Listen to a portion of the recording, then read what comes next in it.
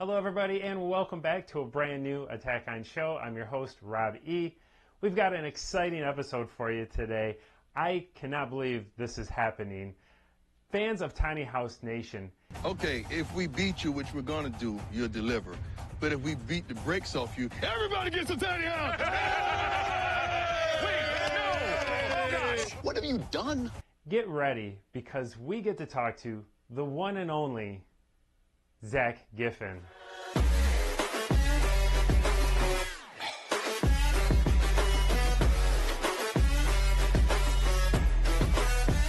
All right, attackers, as promised, we have the co-host and builder extraordinaire, as I like to refer to you, from the A&E and FYI channel series Tiny House Nation, Zack Giffin. Welcome to Attack On Show.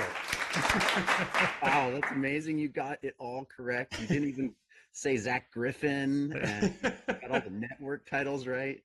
We are also on Netflix, at least the last season. Yes, I've got that built in. I'm excited about this. So that's a big deal on Netflix. And also I wanted to bring up, you guys also are on like Pluto TV and IMDb TV, like 24 hours. There's a dedicated Tiny House Nation channel. Yeah, and that's kind of weird because I didn't quite realize the significance. Like, kind of people told me a little bit about it, and we had done a promo for it, but it wasn't until I was kind of giving a talk at a home show recently, and in the hotel, it actually had the channel. And to me, it was like, oh my God, they weren't actually lying. Like, No. They weren't exaggerating when they said 24 hours. It's like all the time, Tiny House Nation. So anyways, I'm excited about that, but I feel like I should also apologize to everybody. I mean, I got to tell you, that's a lot of me and John. Well, maybe I should bring my wife in here. You can apologize to her because I'm constantly watching the series and taking notes. It's a funny story. I guess I'll jump into this story. But so we have a bar that I built in the basement. Okay. So obviously, we have some guests over, and sometimes some nights go a little later. So my favorite way, after I've had a couple cocktails, to wrap up the night is to come upstairs, put on some Tiny House Nation, and watch the houses that you guys build. Like, I just find it so fascinating. So it's always the new phrase in the house is, when we're getting done for the night, it's, are you ready for some Tiny House Nation? And we turn off the music, turn off the sports, and come upstairs and watch some Tiny House Nation. Well, man, I'm flattered. I really am. That's amazing. Although I think that John Weissbarth is incredibly entertaining. Yes. Personally. It really makes the deal for me. So I can, when I'm watching, I'm trying to like ignore myself because it just makes me self-conscious, pay attention to how funny John is, and I get a big kick out of it. Yeah. And the chemistry between you guys is so great to watch. And it's one of the things I always point out while watching the series is that, there's so much reality TV out there. There's just so much kind of like hurtful TV out there, I feel like. And it's great just to watch a program that's positive. You guys' attitudes are just always positive, and it seems like you're truly having a good time. I don't know if that's true behind the scenes, I guess, because I feel like some of these challenges on some of these builds, I could see maybe getting, but it is just a great, endearing show to watch, and it's something I appreciate with everything that's out there on the market. Well, not only do I really get along with John, and we are actually truly great friends, but it was also the rest of the crew that we had on the show. It's a lot of the same people from start to finish. And that's kind of uncommon with television. I feel like people bounce around a whole lot, but we just had a really tight crew, and we traveled together and just all felt like a big family. So from the producers to the directors and the cameramen and the, my team, the guys that were helping me build stuff, like, we're all just really good friends. And I think that's a piece of it that makes it for me, because the flip side of that is that there is a huge amount of pressure. The timelines are really unrealistic, and we just kind of got to, bite off more than we can chew, and then chew it anyways. So, if it wasn't being done with people that you actually really care for, it wouldn't actually come off as well. I guarantee it. Yeah, and I imagine, and I was curious about having the same film crew throughout the series or season, because I imagine, you've got to kind of have that chemistry with the technical people that are moving the cameras around while you're trying to build and not be in the way. So I imagine it'd probably be tricky to constantly interchange those people that that probably helps with the process. I would imagine. Well, we did have a little bit of a shakeup for the last season, the final season, and it was a little bit hard. But honestly, it is like people are people. I actually enjoy people, so I kind of end up, kind of being fine with kind of whoever it is. And I think for a lot of people that get on the show, especially a show that's been in like multiple seasons, they don't know what to expect from a host. And I think, John and I kind of catch them off guard. They're like, oh, they're really the same people that you see. Like they're not actual, just like condescending jerks or Yeah. something.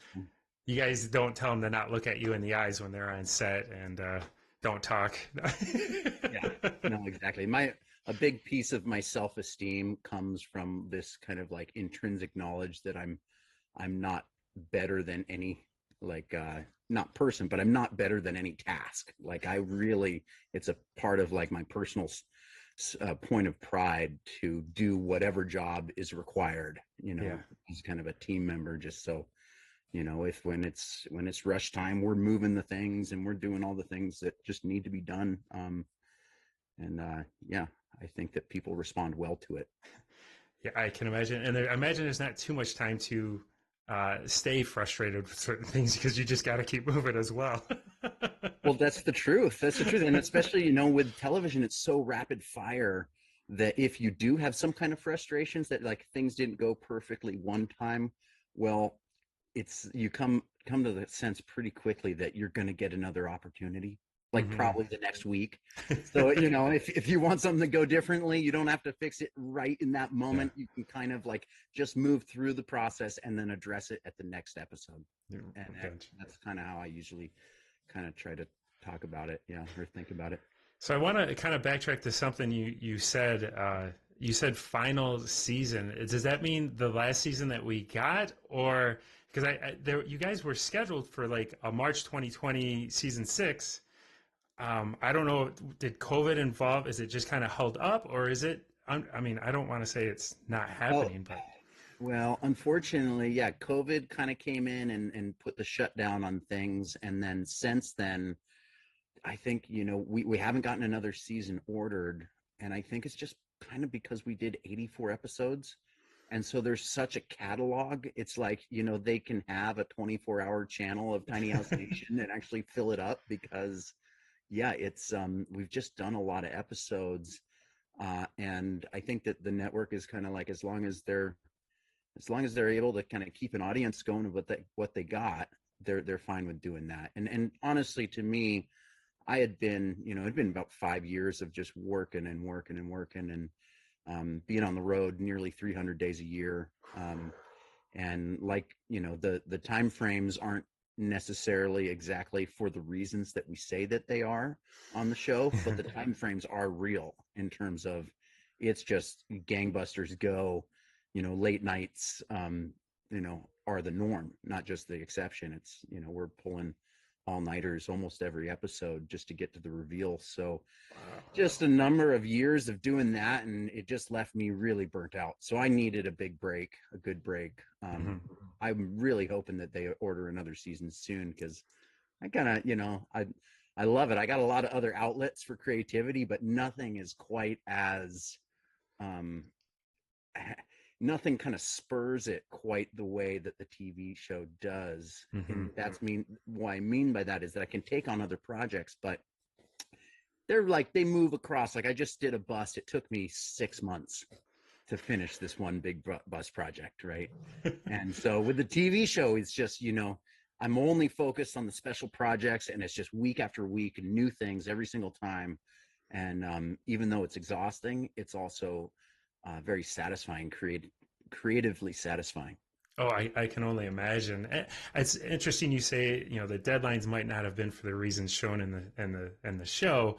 I'm curious, because of the Zack Hacks, did you have some, I guess, did you get some advance notice of some, like the houses coming or some ideas, or are those literally kind of created on the spot when you're in the design process as you see it on the show?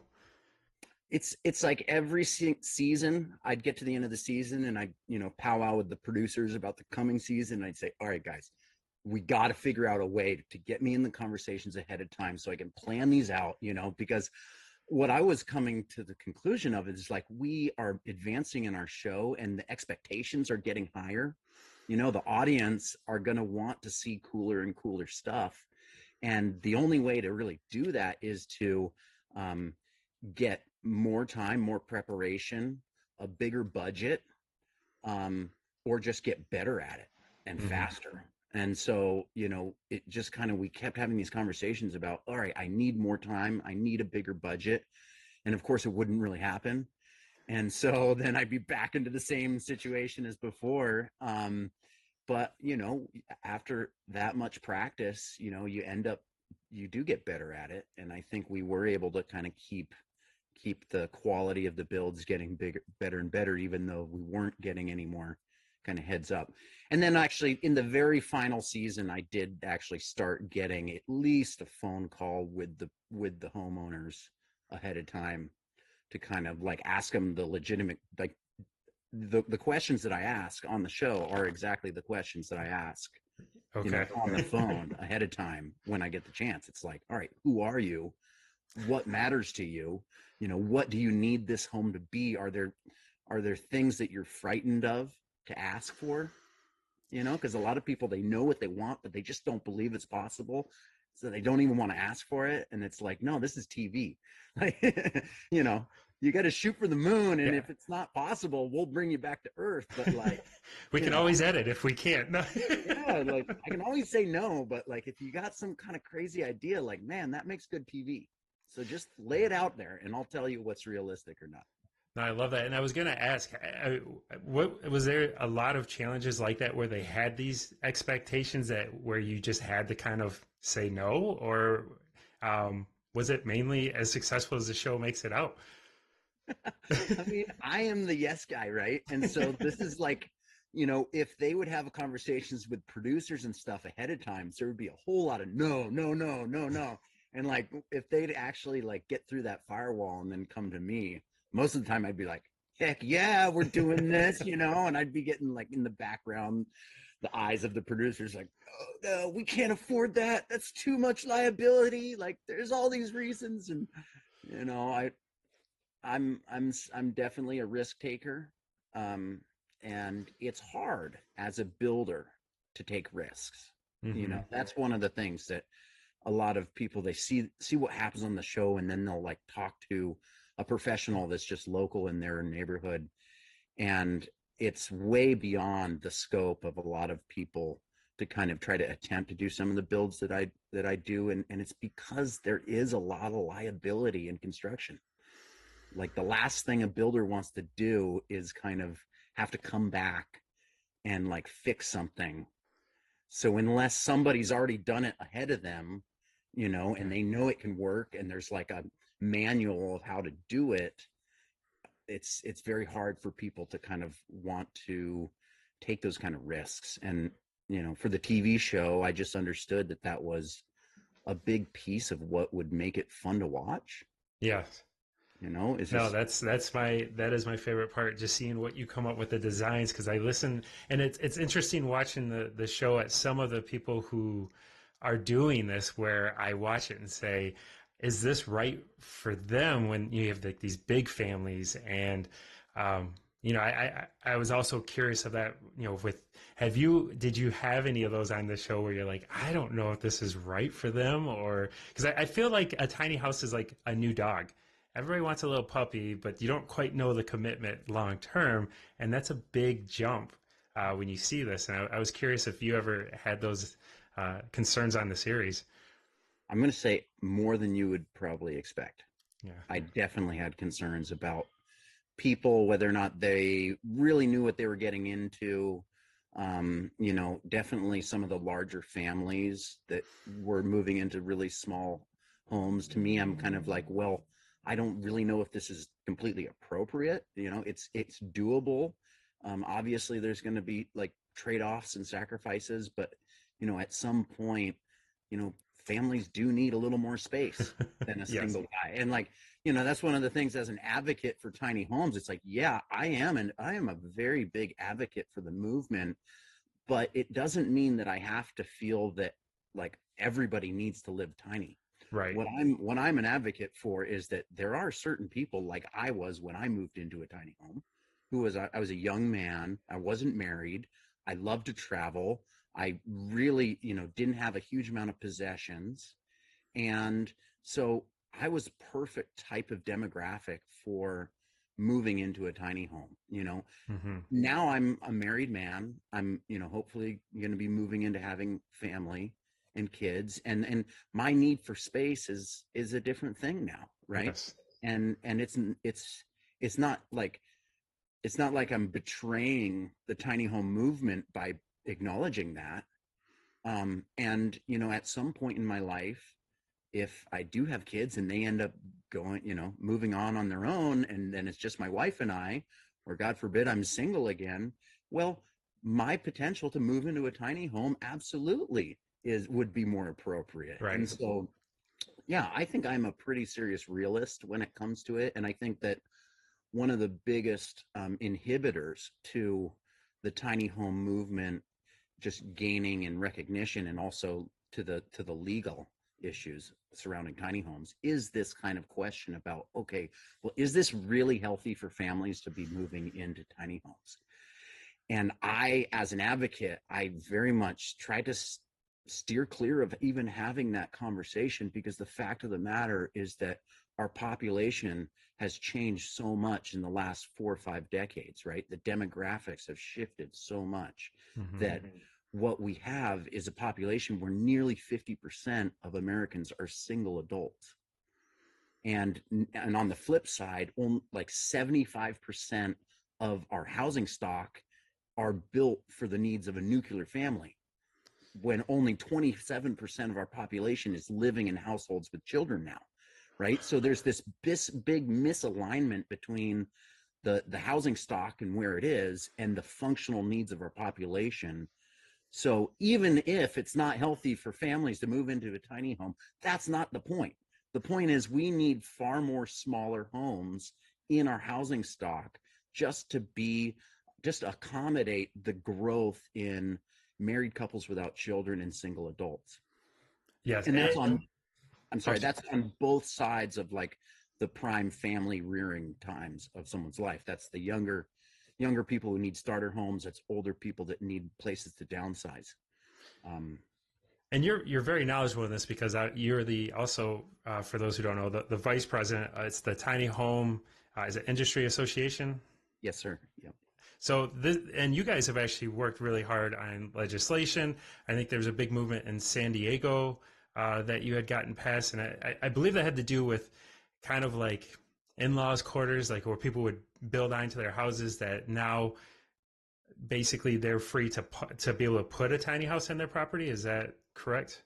Yeah. The first major legal victories in regards to tiny homes came out of California, and it was as accessory dwelling units. They weren't necessarily allowed on lots standalone, but they were being allowed in backyards of existing single family homes as detached accessory dwelling units. And that's, as much as I'm a proponent and an advocate for, pocket communities and full size, tiny home villages, where I feel like tiny homes have the most potential to impact society, really is as accessory dwelling units, because our cities are already constructed the way that they are, right? Mm-hmm. And so in the awareness of kind of housing and needing to increase the supply of housing, right? So we can lower the cost, but also in the awareness that we do have incentive to have more denser cities, increase the density of our cities just to reduce the transportation needs for environmental concerns. Having accessory dwelling units is a really great way to go, because it's a way to increase the density without disrupting the harmony of the neighborhood. So yeah, that started in Fresno, California, and then little by little cities all across California started adopting, similar policies with the help of mostly our president, this man, Dan Fitzpatrick, who's just an incredible kind of powerhouse of kind of legislative victory towards tiny homes. And so he's just been kind of helping different cities and now states adopt policies that are focused on tiny homes as accessory dwelling units. Most recently, the entire state of Maine Oh, passed a law basically recognizing tiny homes on wheels. And that's one definition, or that's one thing that we have to point out. Like, there's tiny homes, and what does that mean? That's kind of a big umbrella term, right. right? And tiny homes on foundations, essentially all that means is a small home that's under 400 square feet. And so thanks to something called Appendix Q in the building codes, those are really pretty much allowed almost anywhere in our country now. But it's tiny homes on wheels that are really the ones that are the focus of our energy in terms of trying to get legal recognition for them.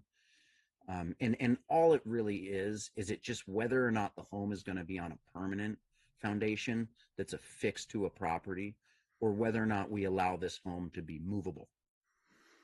And that's the tricky part, because I looking into this, because you've changed my retirement plans in life, that I didn't realize how restrictive states were, or even counties were, as far as if you're putting a house on a property, they have zoning requirements that it needs to be a minimum square footage. And I was going to ask, as far as people on the show, did they all do the proper research? Because I do have to say, I noticed quite a few when we do the 30-day or the 3-week later checkup. A lot of them I look, and they're like, because I do a lot of camping, a lot of them are in RV parks that it seems like they've kind of set up shop there. And I was curious as if that's something that was their responsibility before coming on to the show, if they were kind of advised of all this beforehand, because I feel like that's the biggest concern is you can get this house built. Now, where are you going to put it? I'm going to say that I think that very few people, especially the casting department in Tiny House Nation, really are aware of the nuances of the legal issues facing tiny homes. So I don't even think that they would have been qualified to advise the people. They kind of said, hey, you guys are moving to a tiny home. Sure, they didn't question whether or not they actually had thought it through, or whether they had a real place, right? But I've spent the last 6-7 years of my life trying to wrap my head around all of the things that are preventing tiny homes, all the nuances, right? And it's taken about that long to really feel like I have a firm grip on it, because it is very complex. Yes. Right? And it's because, tiny homes on wheels versus tiny homes on foundations are two different types of structure, right? Tiny homes on foundations, like I said, in 2016, something got introduced called the Appendix Q into the building codes, right? Before that, it was actually very difficult to build a home under 400 square feet and be in accordance to the building codes, the IRC codes. That's been taken care of.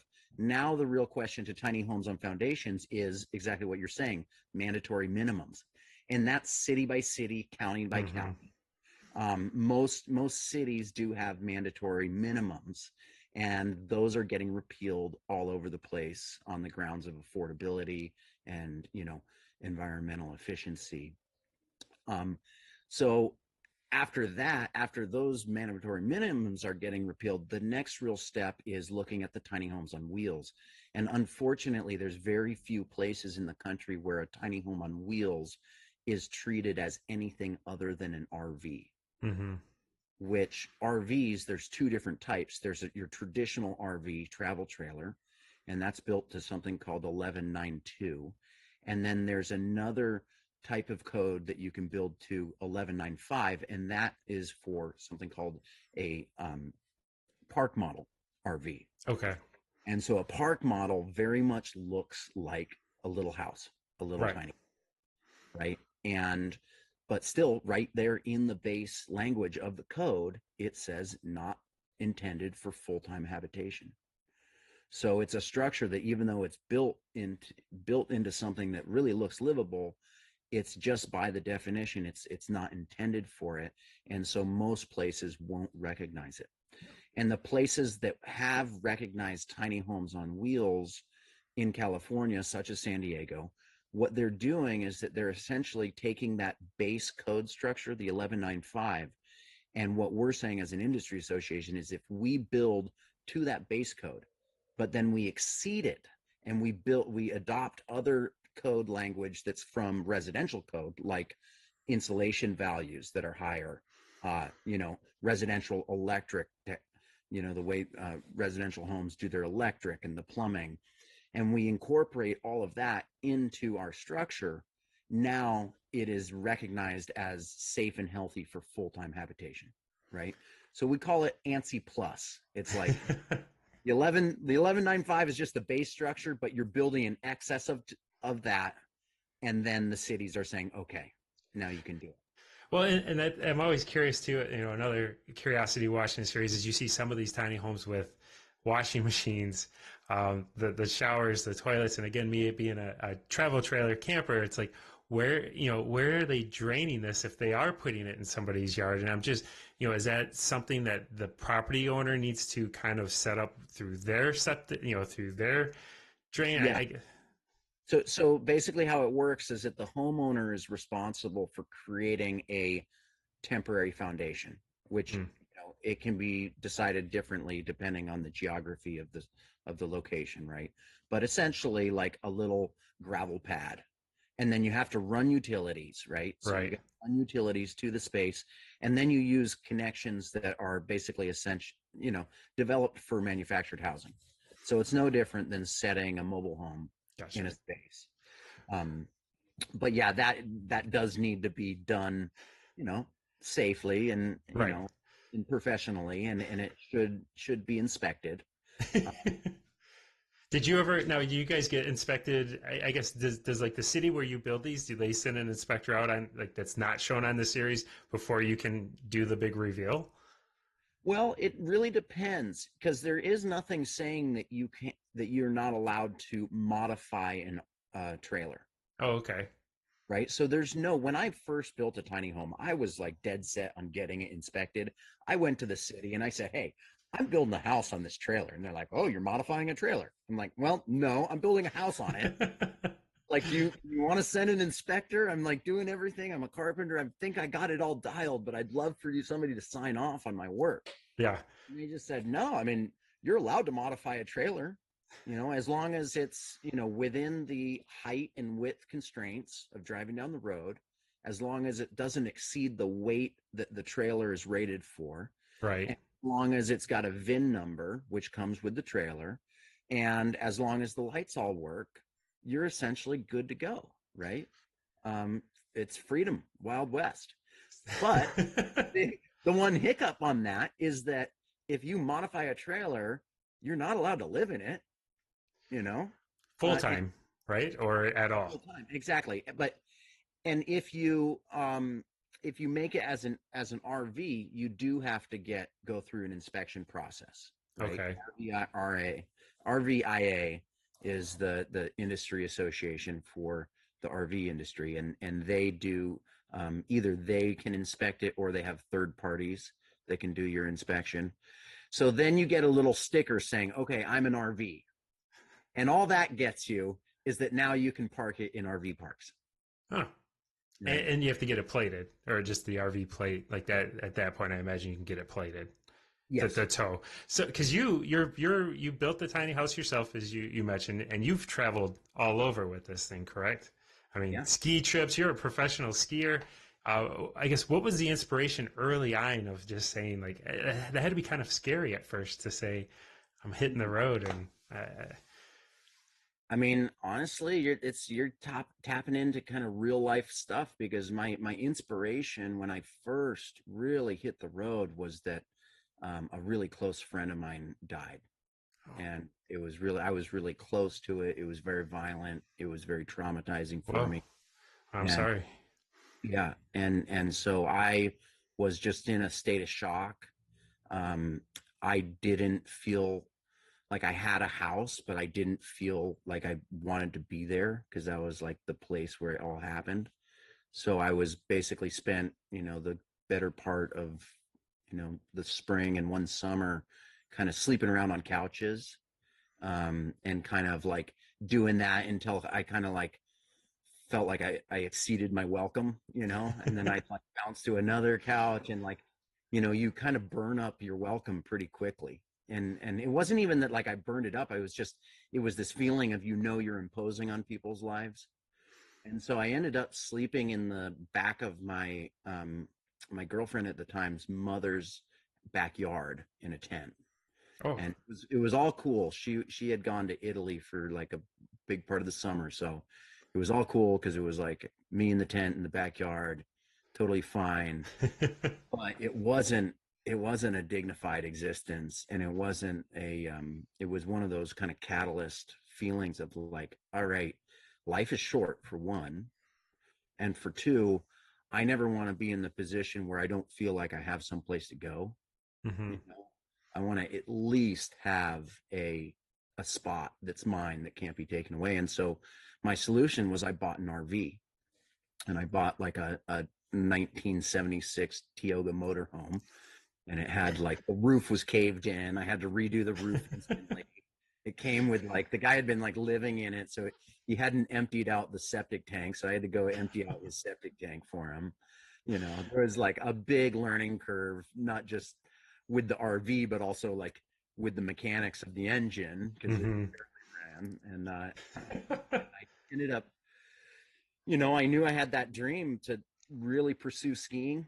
I had been a competitive skier, but I was also a carpenter, and it's just really hard to compete when you are working 4 or 5 days a week and then trying to go up and train for your weekends. I was a really heavy weekend warrior, but like that work just didn't give me enough time to really focus on it. So the winter came up, and I said, all right, I need to do a big shift, and I need to like really follow my dream on this one.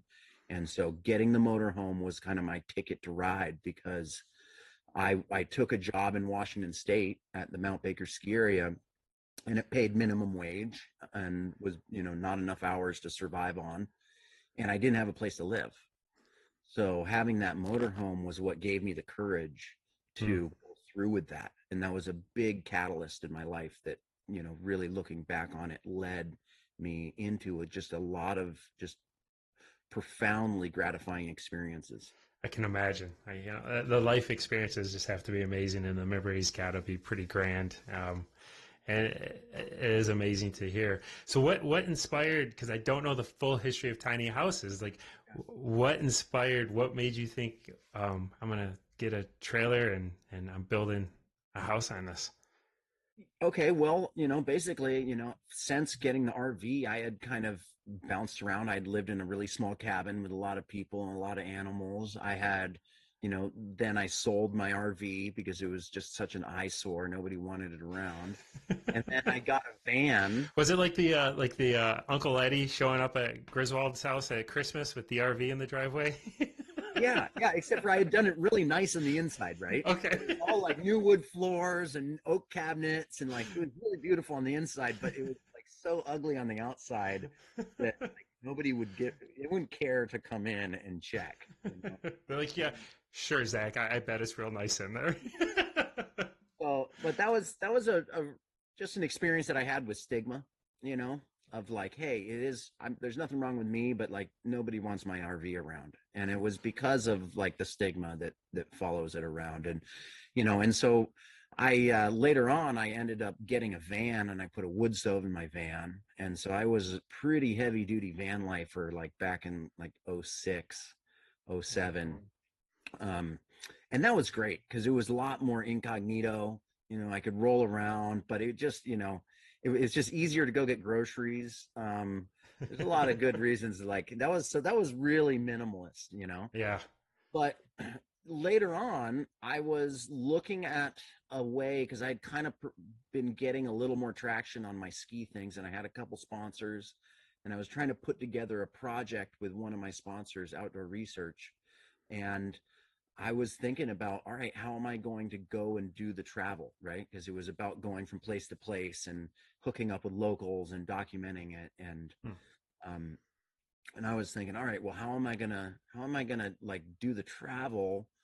And one of my dad's friends, he knew I'd been living in the van, and he knew all about my ski stuff, and one of my dad's friends was like, "Hey, Zach, have you ever heard of tiny homes?" And it's like, tiny homes? What's tiny homes? I have no idea. And so he like whipped up open Jay Schaefer's website, and I got my first like scope on like what a tiny home was. And to me, it was just like light bulb instantly. It wasn't this big question about like, oh, I don't know if I could handle that. Like, like this is, to me, it was just like, you're telling me this is legal? Yeah. Like I could do this? And I mean, the real answer was no, it's not actually legal, but like nobody bothered to tell me that. And so, within 6 months of seeing a picture of my first tiny home, which was Jay's home, I had built my own. That's and awesome. had convinced my sponsors to kind of like help me on this trip. And we had basically, so we just hit the road instantly. And I looking back, it's really impressive how fast I actually constructed it and got it going. And, I had a bit of help from some friends, but it was mostly me doing 100% of the work, basically. Now, were the beer taps originally on there, or is that the modification later on? Yeah, that was like a year 2 modification. What's the beer of choice that you prefer to have on tap on there? Well, the first year, it was all dependent on who would sponsor us. Yeah, So the first year, great answer. first year, New Belgium stepped up to the plate. Oh, nice. Yeah, and so we had New Belgium, and then the second year it was Deschutes. Oh, We had good beer regardless. I mean, it was amazing having a beer sponsor. I don't think I could handle it at this phase of my life. yeah. Just like blimp out so hard. Now it's a smoothie. Looking for smoothie sponsors. Well, so do you still have that tiny house, or is that something you've moved on from? Well, that one has turned into one of. I mean, it's like a legendary marketing tool for outdoor research at this point, right? So they've been using it, since I got hired on the show. They've really been using it for all sorts of events around the country. And I've kind of get my hands on it for every once in a while and take it on some trips and stuff. But no, I really haven't been living in it ever since. No. Yeah. I didn't know if it was on a lot somewhere where every so often you want to go out for a weekend or so that you can pull it out and enjoy it still. It's not that easy because I gotta like arrange it way ahead of time. Yeah. But it's had, what I'm into is I want things to be utilized. I want things to be used. I really, the idea, I had a house one time when I was paying rent, and I was there like, for a month and a half out of the year. It was when I was traveling all the time, and it just felt like such a waste. Yeah. I mean, at this point, like at least you could like Airbnb your room or something and, put it to some use. But I'm like massively allergic to wasted space, Yeah. wasted materials, wasted energy. It's just, yeah, I feel like the world has come to a point where the recognition of our resources being finite has really seeped into the consciousness of everyone. It's a great line from Fight Club that the things you own end up owning you, that people get this obsession with having to own the nicest things and the name brands and just keep collecting. And it's interesting because a few years back I downsized majorly out of a house to an apartment. Where I'm in Michigan and I wanted to live in the city and just got rid of everything in the house and moved to an apartment. And it's kind of one of those things that I reflect back to, because obviously at some point when I'm ready to retire, the house I'm in now, there's, my daughter's moved out. There's no reason to have these extra rooms. There's going to be a lot of space that's not necessary. But I do think the idea of, downsizing once, where I opened the garage and said, hey, $20, take whatever you guys need out of this. Like, I just need it all gone. Yeah. You do kind of realize it's just stuff. And watching Tiny House Nation, there's things, when I have people over and I'm telling them about the plans, that this is what I'd like to do. And, I'd love to show you pictures of the bar. I did build a pretty cool out of pallets, a pallet bar downstairs. But they all look at this and say, well, what about all of this? And it's like, well, when I retire, I don't need all of this. I want a bonfire. I want to be outside and a bed to sleep in. And a TV that I can still watch movies on. I don't need a giant TV to do that. It's about just being able to watch it. I mean, and it's super cliche, right? But like the beauty of life really is in the journey, right? It's not in, I mean, the funnest part of a project is while you're constructing it. It's nice to have the bar. It's a nice place to go. But like, in comparison with like how satisfying it was to kind of go through that process of constructing it yourself, get to the finish point and be able to like, all right, now let's have some time. But like, if you just sit with that bar, then like it doesn't force you into the situation where you get to go and have that experience again. Right. I used to build bicycles, and I got really depressed because I put so much work into these bikes, and then people would want to buy them, but what they want to pay for them was not anywhere close to the amount of effort and time that I put into it. So it wasn't balanced, and I stopped actually trying to sell them at all, and I would just give them to people that really, really would value it, right? Yes. Because it was like, I don't want to like have my time and energy kind of like minimalized that way, right? And it made me feel kind of depressed of like how much I was doing. But I also recognized that if I just had like 4 bicycles, there was no motivation for me to keep building new ones. Right. And as much as I love to ride them, it was like what I really like to do was build a new one and then ride the new one. Right. And so that was a realization that I think is right down on that same level of like, sometimes you got to open your life. You got to create that void so that then it kind of draws you in and lets you fill it. Right.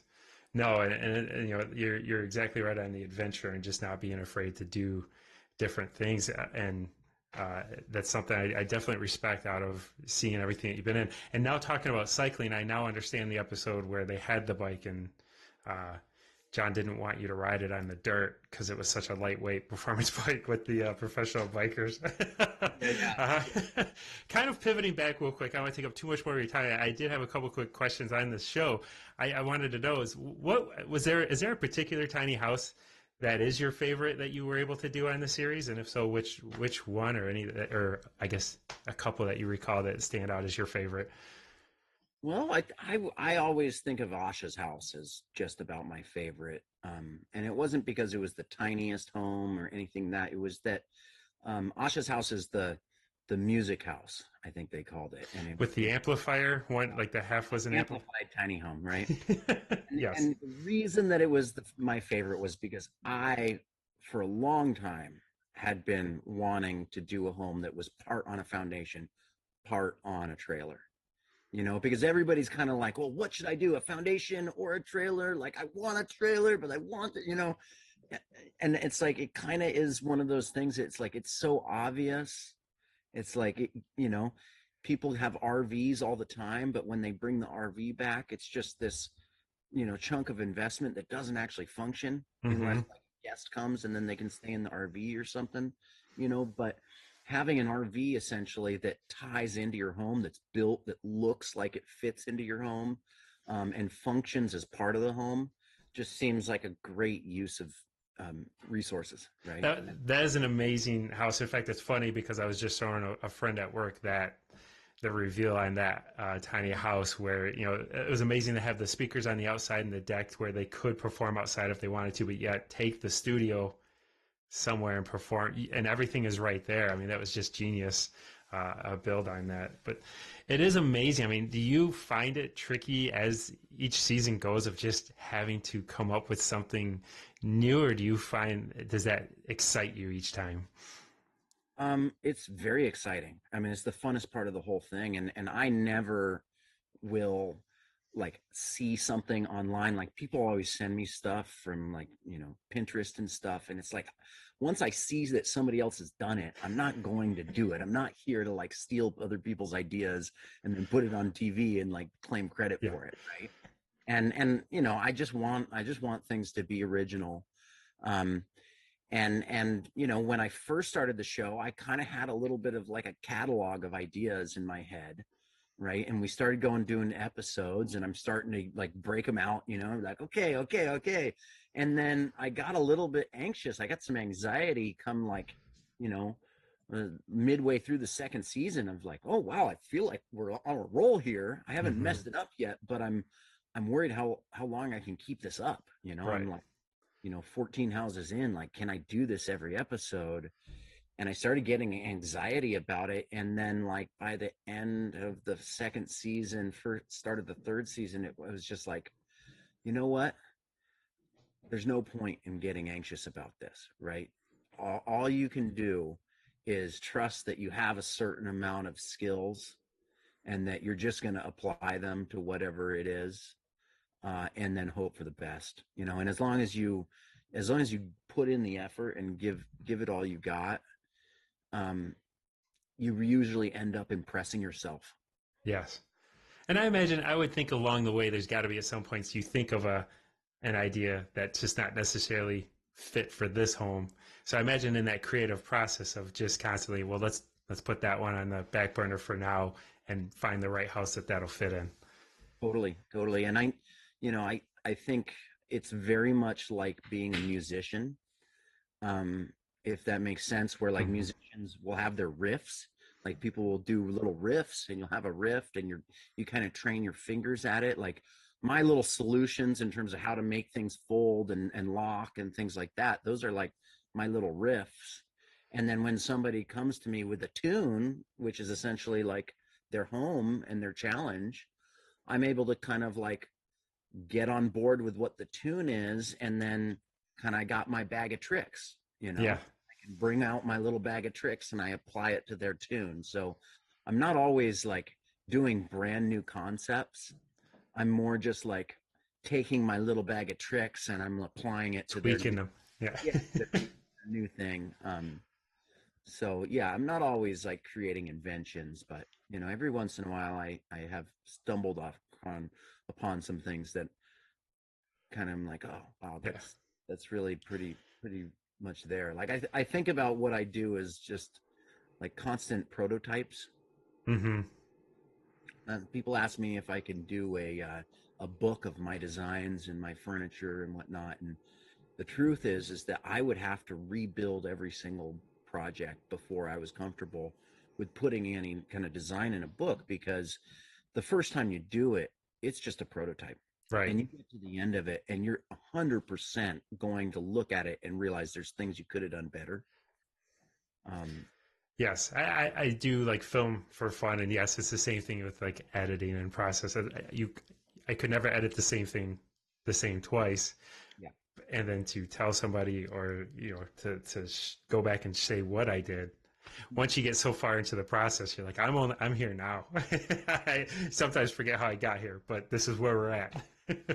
And the projects that I like the most are the ones that I get to the end of it and I look and I say, hey, there's might be some slight changes, but basically that's kind of it. Yeah. It's kind of done. So when I every once in a while I'll get onto a design that's like there's not a lot to change, and that's when I'm kind of like, okay, that's badass. Yeah. Speaking of which, I've seen the countdowns, but some seasons have happened after. What is the favorite, one of your favorite Zack hacks that you had come up with? Well, I like the ones that stand alone. There's the ones where you're kind of fitting something into a space, like under a specific staircase, and Hmm. and that's kind of cool because it is super hyper custom. Yeah. But I really like the projects that are like standalone units that could go into anybody's home or Yeah. apartment. Don't even necessarily need to be for a tiny home. So, the one that I mean, a super small one that I really love is I did a guitar stool. And the reason that I like the guitar stool is because it was like there wasn't a lot to fix about it at the Yeah. end. It was just it was a unique new concept that I just kind of thought of, and it did its job great, and it stands alone. Like any musician that has a guitar that might want to save some space and needs a place to sit, like it could work. So that's a good example. Yeah. This is the guitar stand that converted into a stool to be able Yeah. to sit. Yes, that was very cool. You And can, it works in a tiny home, but you know what I mean. It could be in any space. yeah. No, I mean, I've got a guitar and it sits on the stand, but like you say, for functionality, if the guitar is not on the stand, or it's nice to. Feel like you get more use out of it because half the time I put the guitar down somewhere else. Yeah. And then, yeah, I mean, some other favorites of mine. I did a home for uh, this couple that they made artisanal butter. I don't know if you remember that episode or not. It had we did like a little elevator through the loft, but it had a dining room table that came from the stairs. Oh, okay. The stairs that went up to their little like halfway loft. They folded over on top of themselves, so the stairs kind of nested, and as the stairs nested over, that became the base for the table. Okay. And then I had benches that folded out of the walls. Anytime you do a table, the trouble with a table is that now you got to figure out where the chairs come from. Yeah. The table's not just a table, but if you can make the table just appear and then also have chairs that kind of magically appear, that's kind of like a double whammy. Yeah, you set yourself up. If I'm going to make a table, now I got to figure out chairs. Speaking of an elevator, I wanted to bring up Deion Sanders' house because that was such a cool house. The way that you guys developed the elevator snack behind the picture of the shelves, and then it went up top to the theater. I mean, that just seemed like such a fun project for you guys to do. And he seemed so genuinely excited for both of them did. I'm just curious about that experience. Well, that was, like you said, that was an experience. I mean, I got to play football against Deion Sanders, and we legitimately tried hard to beat him. That was my next question. Did you throw the game or? I did not throw the game. There was one moment where all we had to do was score to win. And I threw it to John, and it was it just went. I just let him too far. It was this deep bomb, and we almost beat Deion Sanders. But no, the whole thing was this amazing experience. I thought the house was beautiful, right? Yes. It wasn't exactly what I would call tiny. I mean, it was about an 800 square foot home. Plus it had the whole rooftop with the fold down movie theater and the snack elevator, right? There was very much a lot of things that wouldn't just scream out tiny house. But yes. Here's the thing, and this is why I try not to get so evangelical about how tiny homes are, what makes a tiny home, is that Deion Sanders had lived in a 35,000 square foot home. Insane. And tiny is this word that really doesn't have any true meaning without perspective. It's all relative to something else. And so, was that tiny in comparison with what Deion Sanders had been living in? Yes, absolutely. So, that was a really good, really fun home. I really loved the design. I will admit that home, I probably had the least amount of control over any of the projects of any home on Tiny House Nation. And the reason being is that it was so important to the network. When Deion Sanders wanted to be on our show, it was this huge deal. And so everything had to get vetted 100% ahead of time. Right. And the ironic thing to me is when that happens, it always makes for less cool builds. You know? More restriction. It's always, you need that flexibility of being there in order to really come up with the cool stuff. And it was enough to give the producers heart attacks, right? Because there's so much pressure coming down from the network of saying, all right, what are you going to do? We want to know exactly what you're going to do to the show. And I would be like, okay, here's my ideas, and I throw them their ideas, and then the producer would be like, oh, that's great. The network loves it. And then of course I'd get to the site, I'd get on site, and I'd be like, that's not going to work. We're going to have to shift. We're going to have to do this totally other thing. And I would just see the eyes of the producers, the field producers, just oh no, Oh no, he's doing it again. No, tell him to stop. Somebody please get control of this guy. And it was like I just knew that whatever it was that we were trying to do was going to come off as gimmicky. It was going to be forced. It wasn't really something that was, or it wasn't really desired. It was like we had kind of forced it on the people, and the reaction of the homeowner wasn't going to be good. So it Right? was more vetted through the producers, not necessarily Deion Sanders himself. They were just really wanted to be in control to make sure it was what they had been told he was looking for. No, they just wanted a really amazing episode. Yeah. They they thought that the way to get to a really amazing episode was to make sure that they knew what everything was going to happen ahead of time and to just sign off on it, right? And I just kind of felt like after how many years that I was doing it, you know, that at some point they would just trust me that I had like everybody's best interest in mind and that I knew what like a wow project would Yeah. be, you know. But that you don't get to be a network executive without trusting your own opinions. And so it's kind of asking people to ask somebody like that to kind of give up creative control over something that's really, really important to them is Right. just not reasonable. Right. Yeah, and it's funny because that's kind of an episode I was hesitant to watch, or I stayed away from for a little while, just for the idea of I wasn't sure, I guess, of the sincerity. Like, was this kind of like, is Dion really moving into a tiny house? Is this just kind of the show putting like Deion Sanders on here to get people to watch, and is he just not going to stay there? And when I watched it, I was blown away, and I think like what you're attribute to what you were saying, I feel like the spontaneity of it, like the genuine reactions of things is really the heartwarming part of this show.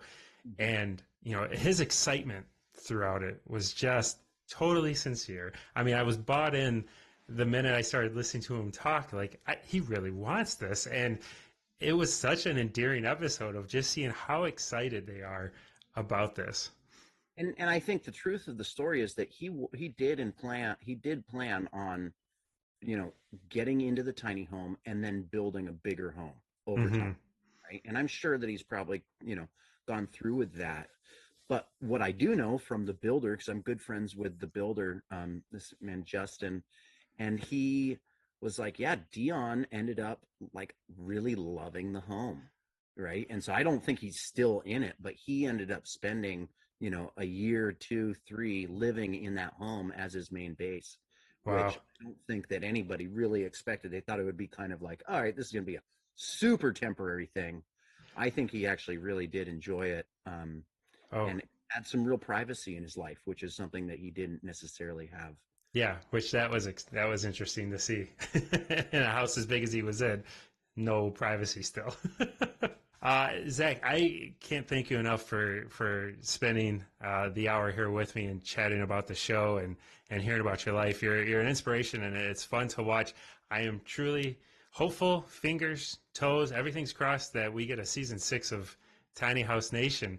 Until then, for attackers here watching Attack on Show, what do we have on the frontier? Where can people follow along to keep track of your next adventures here? Well, man, I feel, I do have a lot of cool stuff going on. I feel very guilty that I don't post more about it on social media. I'm kind of like a one-track mind. So there's not really a good space that I can point to you. You can always, follow me on Instagram, follow me on Facebook. I'm not as good at that. But I've been working with Operation Tiny Home, which is kind of a big piece of my life. It's a nonprofit. We do tiny home villages and a bunch of programs, mostly for veterans, but also for other local heroes as well.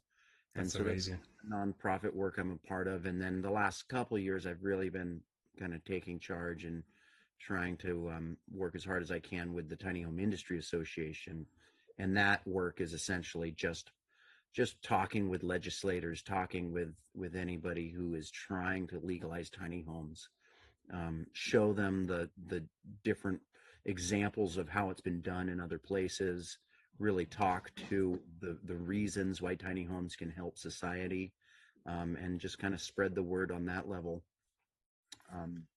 And yeah, and then, you know, a good chance that we'll probably be back on TV before you know it. So Now, are we going to get I've been following the bus build. Will we get a finished? Is that the project that you just finished, or is that the one that we're still wrapping up? I just finished it.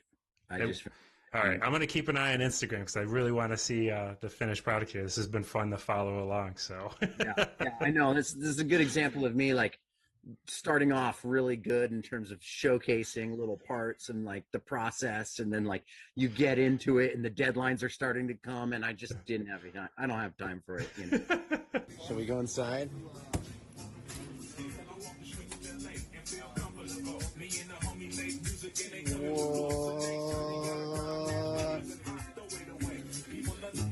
And to me, I don't know if you do follow my Instagram, you'll realize that like I have this ability to kind of take every single world topic and show how it all ties back into why we need tiny houses. Very good job. I'm a little bit of a one-track mind, you know. Gets me in trouble sometimes with my wife. But. That's funny. That's funny. Well, Zach, thank you so much for taking the time to chat with me. I truly appreciate it. All right. Have a good night. And that concludes our conversation with Zack Giffin. I hope you enjoyed that as much as I did. That truly was a great experience. What a great guy. I enjoyed every minute of it. And if you did, please make sure you click like and subscribe below. Stay tuned because we've got a lot of great new content coming your way. As always, I'm Rob E., and this is Attack on Show.